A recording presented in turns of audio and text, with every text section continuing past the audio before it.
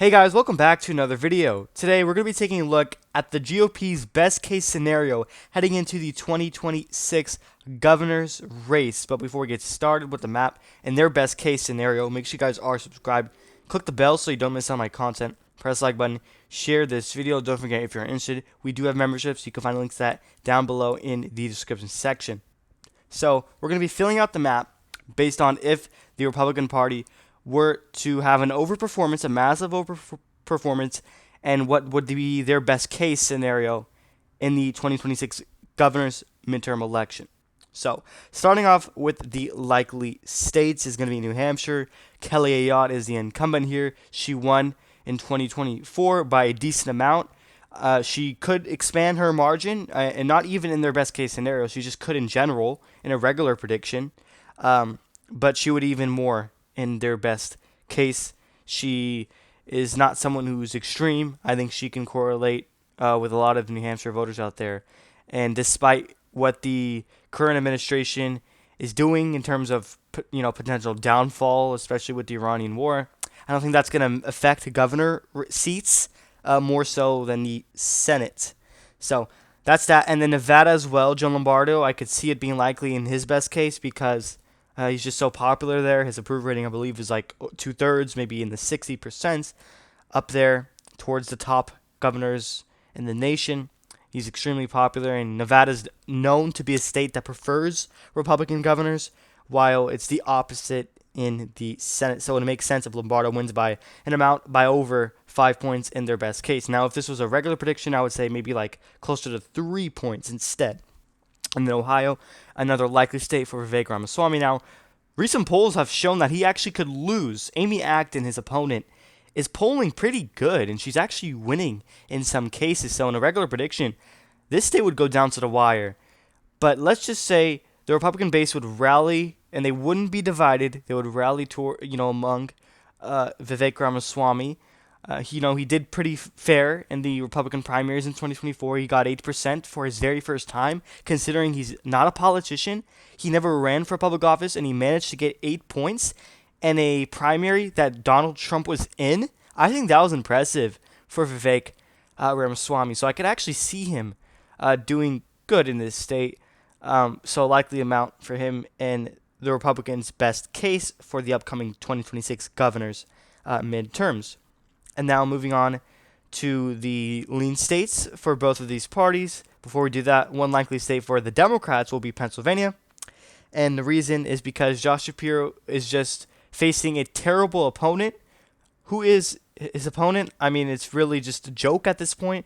Shapiro's a very strong candidate. The only way I see this closer is plain anti-Semitism. That's all it is.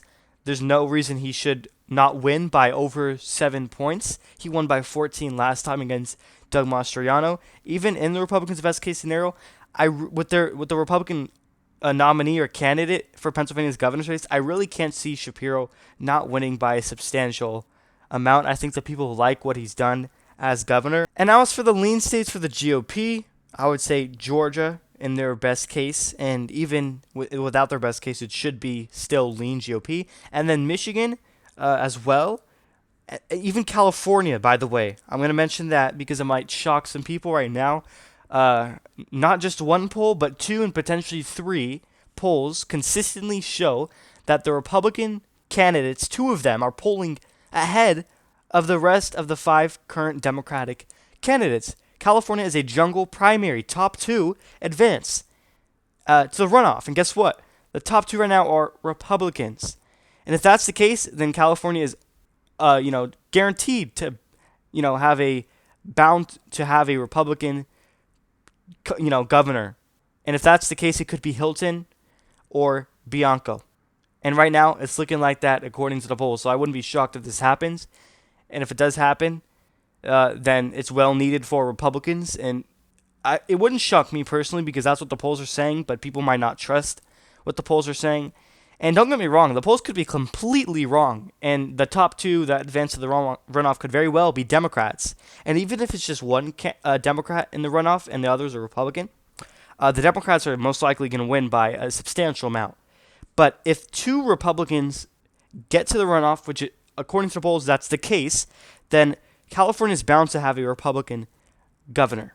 So if that's the case, then, and even in their best case, yes, California will have the next Republican governor replacing Gavin Newsom. Imagine that. Going from Gavin Newsom to a Republican in California is insane. No one ever thought this would even happen, and now we're talking about it. It could happen, guys. So that's that. I don't think there's going to be any lean Democratic states in this scenario, so we just have 2, Wisconsin and Arizona. Those will be tilts for both the GOP. Katie Hobbs could lose if the Republicans do wind up having their best case scenario, which I can't imagine that happening, considering the midterms always favors the party out of office, which is the Democratic Party. But if that's the case, considering Katie Hobbs almost lost to a very terrible candidate, a very flawed candidate, we all know who that was, Carrie Lake. And then maybe Republicans just run someone slightly better, like Taylor Robinson or Andy Biggs. Then they could win. And also, this is, they're coming off of a Trump environment. Trump won this state by 5 points. So maybe this could happen. Katie Hobbs does get unseated in the Republicans' best case. Now, this wouldn't be the case, if it was a regular prediction, but in the Republican best case, and yes, Katie Hobbs does lose by a very near amount. And as for Wisconsin, I believe the Republican candidate is Eric Hovde. Tell me if I'm wrong. If that's the case, he's a decent candidate. I believe he lost last time. But I think it was against Mandela Barnes. Correct me if I'm... Actually, no, it was not against Mandela Barnes, but I think it's going to be now. Correct me if I'm wrong. I believe so. So if that's the case, I think Barnes would win in a regular prediction. But in this case, he could lose because Wisconsin's coming off at Tony Evers, who's not running for re-election, right? And, maybe they would want a Republican leadership. They wouldn't want to go for, the repeat of the Democratic Party. I could see that potentially happening in their best case. So this would be the map. 31 for the GOP to the Democrats, 19. This is the map in the Republicans' best case scenario.